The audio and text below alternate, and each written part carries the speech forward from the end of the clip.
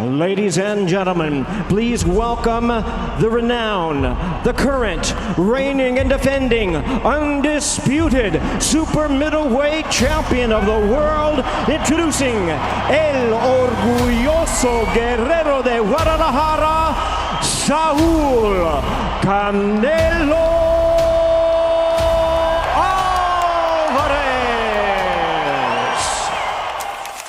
How's it going, lads? So there's been a lot of rumours coming out the past few weeks about Canelo Alvarez and who his next opponent will be. After his dominant win to Jaime Munguia back in May of this year, the talks still instantly go to David Benavidez, but as we all know, this is most likely never going to get announced, with Canelo asking for $200 million for the fight. If one promoter who I work to, they come and say, I offer to you 150 to 200 million, I fight tomorrow.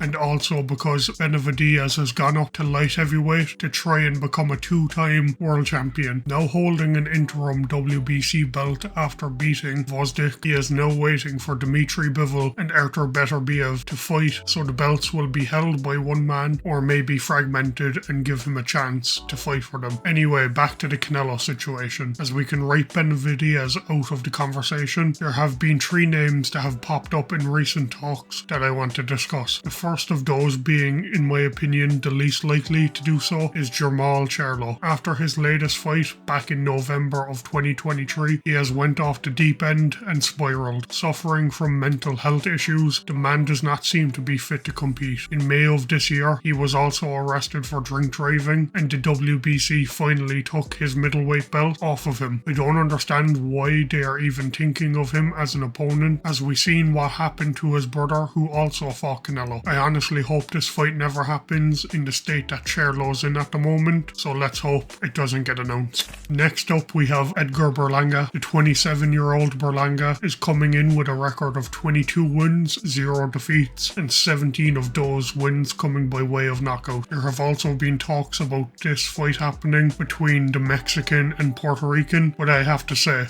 I don't think this is a good fight for Berlanga at the moment. I don't think he has done much in his career to prepare him for someone of the caliber of Canelo. Now a fight I'd like to be made is Berlanga taking on Caleb Plant, as they have already gone back and forth. No, besides promise, I'm saying I'm gonna knock you out, bro. I'm gonna knock you out. Take your glasses off. I'm gonna knock you out. I'm gonna knock you the fuck out. I'm gonna knock you out. I'm gonna knock you out, nigga. Take your glasses off, pussy. For what?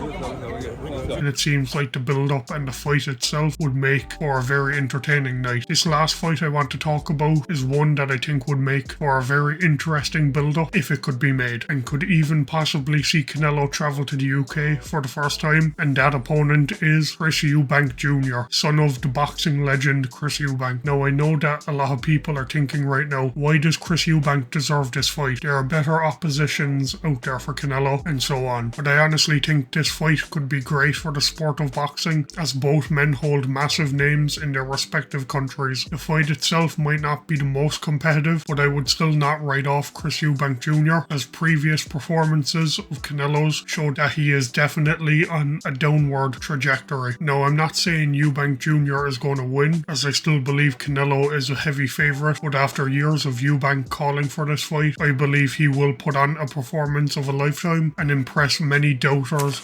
In conclusion, while the boxing world waits in anticipation for Canelo's next opponent, it's clear that each potential matchup has its own intrigue and challenges. Jermall Charlo's recent struggles make him an unlikely choice. Edgar Berlanga might need more experience before facing someone like Canelo, and Chris Eubank Jr. could bring an interesting dynamic to the ring, especially with the potential for a UK showdown. Now I'd love to know what you guys think. Who should Canelo fight next and why? Don't forget to like, comment and subscribe, and I'll catch you next time.